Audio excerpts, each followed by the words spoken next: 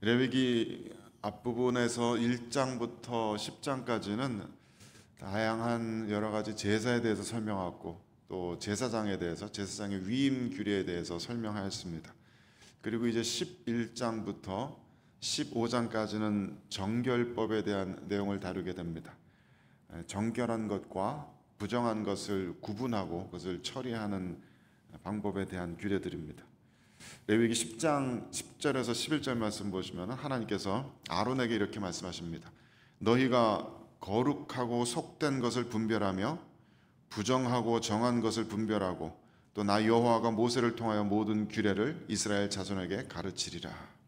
이렇게 말씀하십니다. 하나님께서 지금 11장부터 이 내용들을 이스라엘 백성들에게 가르치고자 하시는 것입니다. 거룩하고 속된 것을 분별하게 하시고 속된 것 중에서도 정결한 것과 또 부정한 것을 분별하게 하십니다. 사람으로 따지면은 하나님의 제사장은 거룩한 사람들입니다. 나머지 사람들은 전부 다 속된 사람들입니다. 평범한 사람들이라는 뜻입니다. 이 속된 사람들 중에서도 이스라엘 백성들은 정결한 백성들, 이방인들은 부정한 백성들, 이렇게 분별이 됩니다.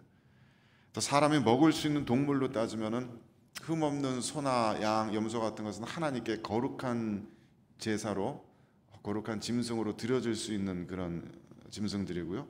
나머지 짐승들은 전부 속됩니다.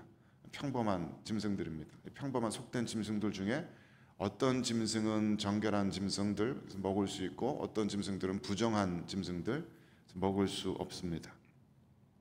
왜 어떤 짐승들은 부정하고 어떤 짐승들은 그렇지 않은가 하는 것에 대해서는 정말 많은 학자들이 정말 다양한 해석들을 시도를 했습니다.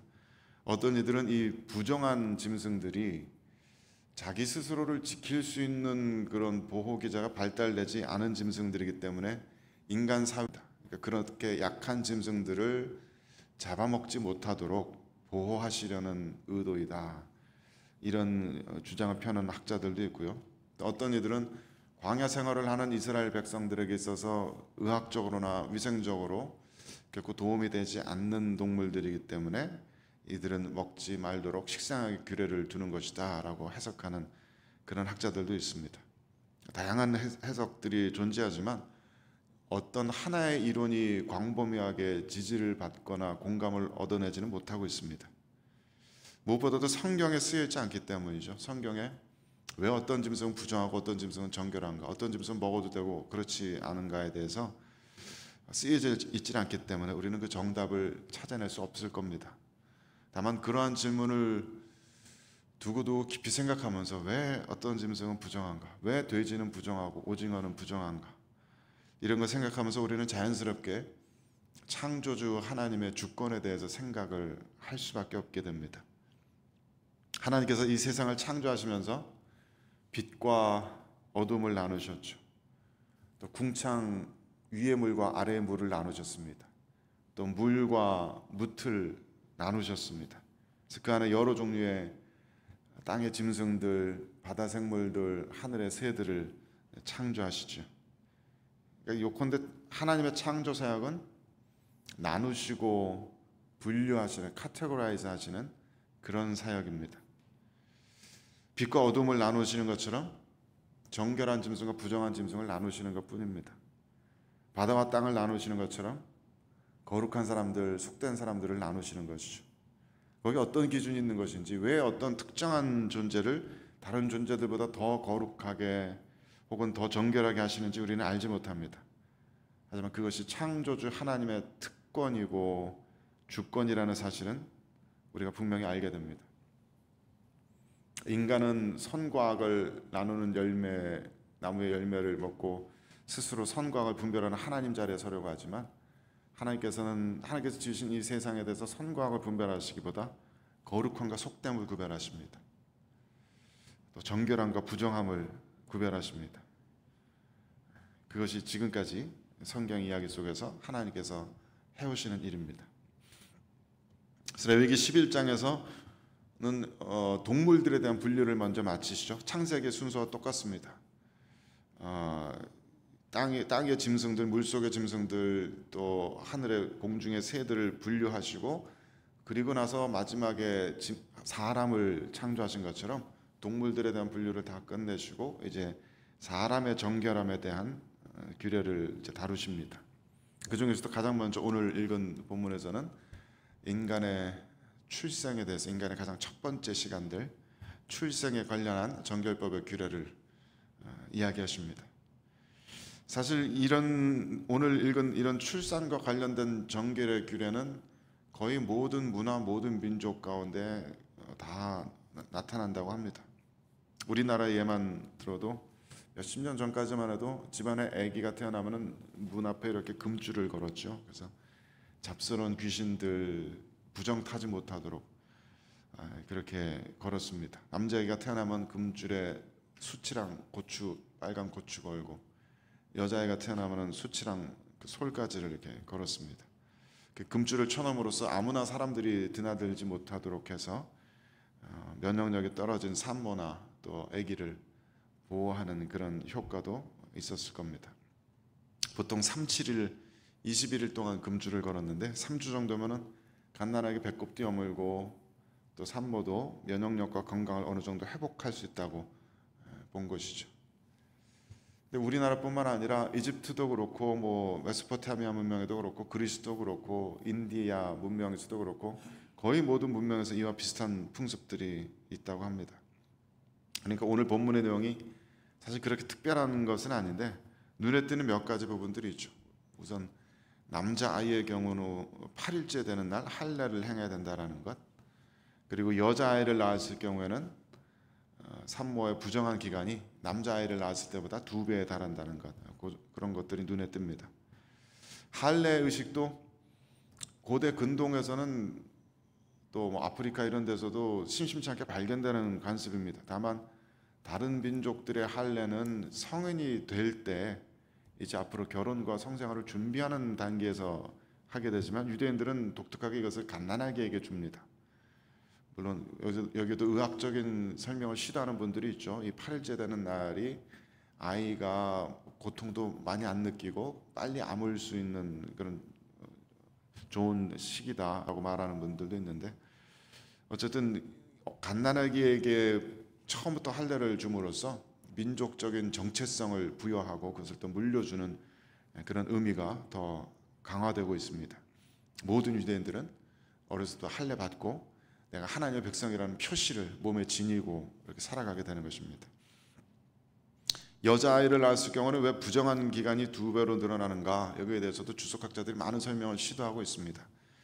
뭐 의학적인 지식들, 딸아이를 낳았을 때는 분비물이 더 많이 나온다라는 이런 설명을 시도하는 분들도 있고요.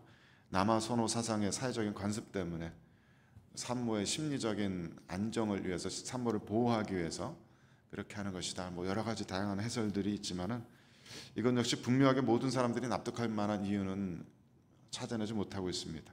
이것도 성경에서 분명하게 설명하지 않는 한 정답은 찾아낼 수 없다고 봐야겠죠. 다만 6절 말씀에 아들이나 딸에게 정결하게 하는 기한이 차면은 산모가 번제물을 드리고 속죄제를 드리도록 되어 있습니다.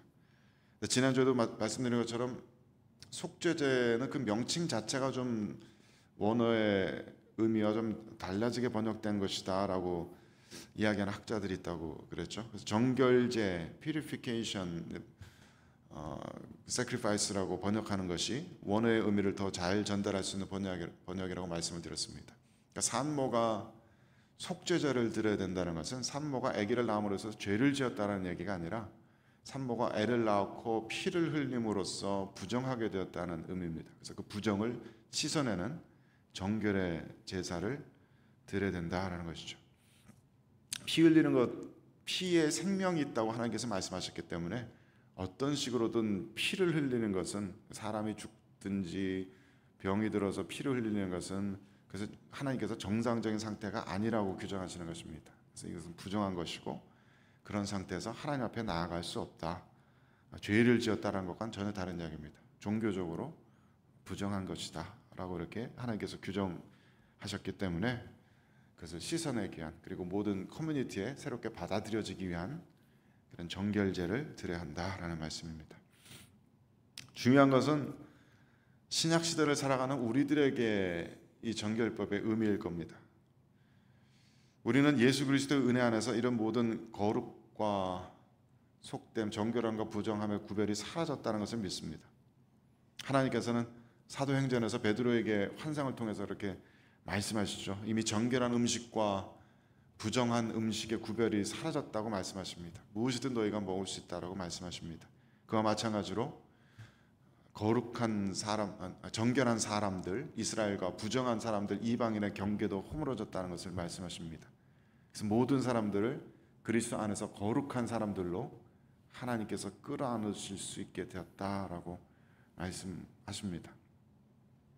레위기 시대의 세상에서는 거룩과 속됨이 나누어지고 속됨을 정결함과 부정함으로 이렇게 나누었지만은 그것은 하나님의 창조와 또 타락으로 인한 회복의 과정 중에서 나타나는 현상일 뿐이고, 일시적인 과도기적인 현상일 뿐이고, 결국 하나님께서 목표하시는 세상은 요한계시록 21장 22장에서 나타나는 것 같이 온 세상이 하나님의 거룩으로 충만한 세상입니다. 처음에 에덴 동산의 세상이 그랬고, 중간에 죄와 타락이 있어서 거룩과 속된 것을 구별하는 시간이 있었지만 결국 세상은 다시 하나님의 거룩으로 충만한 세상으로 나아가게 될 것입니다. 그것을 위해서 예수 그리스도께서 하늘의 거룩한 영광을 가지고 이 속된 세상으로 들어오신 것이고, 거룩과 속됨을 구별하는 성소의 휘장을 찢어내신 것이고, 그래서 지성소 안에만 머물러 있던 하나님의 거룩이 이제 속된 세상 속으로 침노하여 들어가는 그런 세상이 시작이 된 것입니다. 그래서 지금 우리가 살아가는 성령 시대 이 세상에는 아직은 거룩과 속됨의 구별이 존재합니다마는, 거룩한 백성들, 성도들과 그렇지 않은 이들의 구별이 존재합니다마는 그 구별을 고착화시키는 것이 우리들의 목표는 절대 아닙니다. 우리는 믿는 사람들이기 때문에 거룩한 사람들, 너희들은 믿지 않는 사람들, 교회 안 다니는 사람들이기 때문에 부정한 사람들, 이렇게 선 나누는 것이 우리들의 할 일은 아닙니다. 그것은 예수 그리스도 이전의 유대교적 세상에서나 통했던 관념입니다. 말하자면 피부에 타투를 한다고, 문신을 한다고 해서 이 사람이 부정한 사람이 되는 것 아닙니다. 술, 담배 아직 못 끊었다고 해서 그 사람이 부정한 사람이 되는 거 아닙니다. 거꾸로 얘기해서 주일에 교회에 출석한다고 해서 이 사람이 거룩한 사람이 되는 것이 아니고, 마약이나 동성애와 관련해서 아무 죄 짓는 것이 없다고 거룩한 사람이 아닌 것입니다. 거룩과 속됨의 구별은 이제 오직 그리스도입니다. 예수 그리스도 안에 있는가, 예수 그리스도 바깥에 있는가. 그리고 그 예수 그리스도 안에 있는 거룩은 선긋기 위한 거룩이 아니라 오히려 끌어안기 위한 거룩입니다. 구약시대 유대교 관점과 지금 우리의 관점에 굉장히 중요한 차이가 있는데, 유대교적 관점에서는 거룩한 것과 부정한 것이 만나면은 거룩한 것에 부정탑니다. 거룩한 것이 더럽혀집니다. 그래서 그것에 대한 정결제를 행해야 하는 것인데, 예수 그리스도 이래로 성령 시대는 거꾸로 갑니다. 거룩한 것과 속된 것이 만났을 때 속된 것이 거룩해집니다. 거룩이 전염되고 거룩이 옮아갑니다. 예수 그리스도의 옷깃만 닿아도 부정한 피를 흘렸던 혈류병 나는 여인이 거룩의 은혜에 참여하게 됩니다.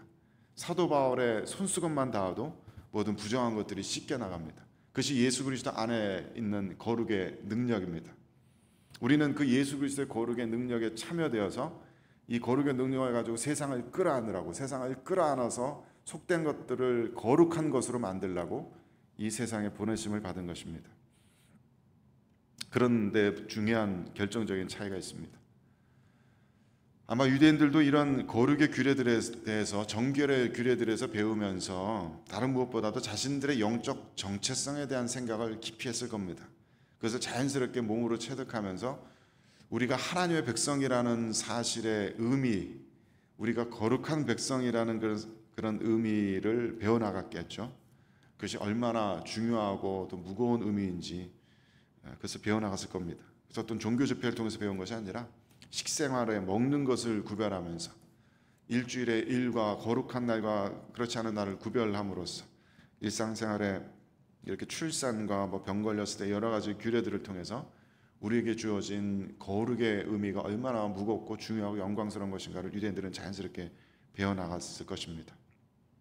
우리 크리스찬들도 그것을 배워야 합니다. 우리들에게 주어진 예수 그리스도 안에 주어진 이 거룩의 능력이 얼마나 영광스러운 것인지, 얼마나 무거운 것인지 깨달아 알 필요가 있습니다. 그러니 거룩의 영광스러운 속성을 그냥 일부 성직자들에게만 다 몰아놓고 자신들은 속된 세상, 속된 시간, 속된 공간에 살고 있는 것처럼 스스로 그렇게 거로부터 떨어지는, 그것은 중세시대 캐톨릭의 오류를 다시 반복하는 것입니다. 그래서는 안 됩니다. 예수 그리스도 안에 있는 모든 성도들은 그야말로 거룩한 무리들입니다. 그 의미를 우리는 깊이 있게 생각해 보아야 합니다. 그래서 우리들에게 주어진 거룩의 속성이 우리 가족들, 이웃들, 동료들에게로 흘러나가야 합니다. 우리들의 거룩이 주변 사람들에게 전달되고 전염되어야 합니다. 확장되어야 합니다. 그것이 이 세상을 향해서 거룩의 능력을 주셔서 우리들을 세상으로 보내시는 주님의 뜻입니다. 오늘 이 하루도 우리들에게 부여된 이 거룩의 사명에 대해서 깊이 생각하실 수 있게 되길 바랍니다. 그리고 오늘 만나는 모든 이들에게 영광스러운 거룩의 능력을 보여주시고 거룩의 능력을 가지고 사람들을 끌어안아 주셔서 하나님의 거룩을 온 세상 가운데 흘려보낼 수 있는 저희 모두가 될 수 있기를 주님의 이름으로 축원드립니다. 함께 기도하겠습니다.